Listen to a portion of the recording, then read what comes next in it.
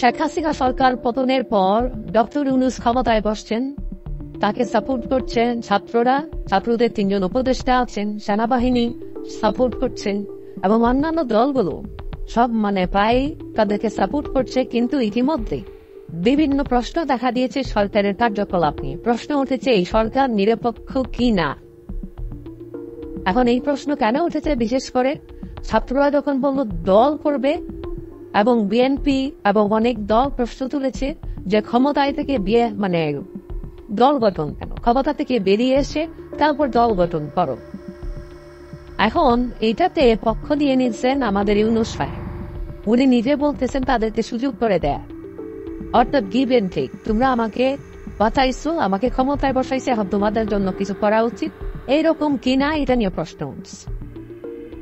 এখন এইটা প্রশ্ন ওঠা হচ্ছে সরকারের নিরপেক্ষতা নিয়ে প্রশ্ন ওঠা। এখন এই সরকার প্রথমেই আওয়ামী লীগের নাম শুনতে পারে না। আওয়ামী লীগ যেখানে পায় ধরো সকাল বিকাল নাস্তা করো, এইরকম একটা অবস্থা।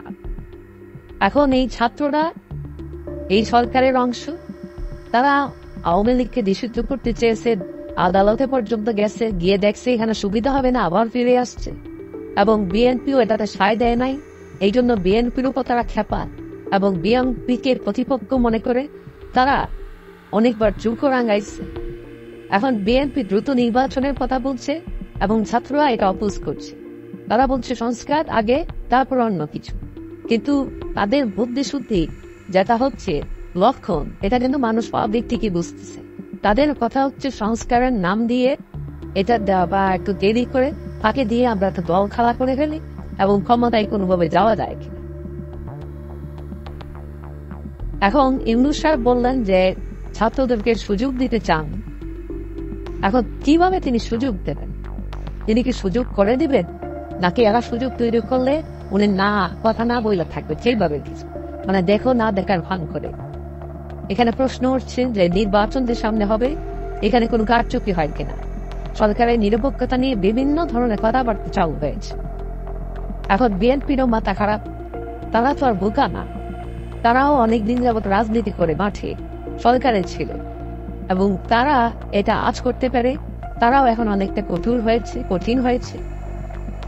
যদিও ছাত্ররা যুক্তি দিচ্ছে যে জিয়াউর রহমান, হুসেন মাহমুদ এরশাদ তারাও ক্ষমতায় থেকে রাজনীতির দল করছে, তা আমরা করতে অসুবিধা কি?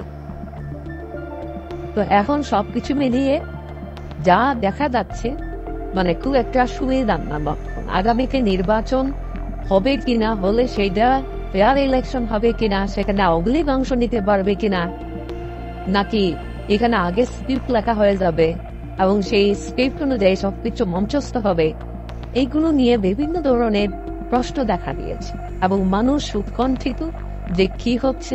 এমনি দেশের 12টা অর্থনীতির অবস্থা, দ্রব্যমূল্যের দাম বাড়তেছে, পুলিশ নাই, শিল্প কারখানা বন্ধ হয়ে যাচ্ছে, বিভিন্ন ক্রাইসিসের মধ্যে।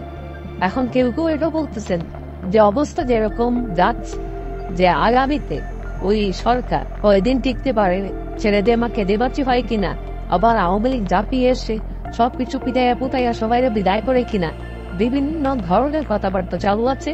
দেশে একটা রাজনৈতিক অনিশ্চয়তা তৈরি হয়েছে এবং এটা থেকে উত্তরোত্তর আশা করি সরকার, রাজনৈতিক দলগুলো এটা নিয়ে ভাববে, যাতে গণতান্ত্রিক চর্চা অব্যাহত থাকে, দেশের মানুষের কল্যাণ। যাই হোক, সবাই ভালো থাকবেন। আশা করি দেখা হবে অন্য কোনো ভিডিও।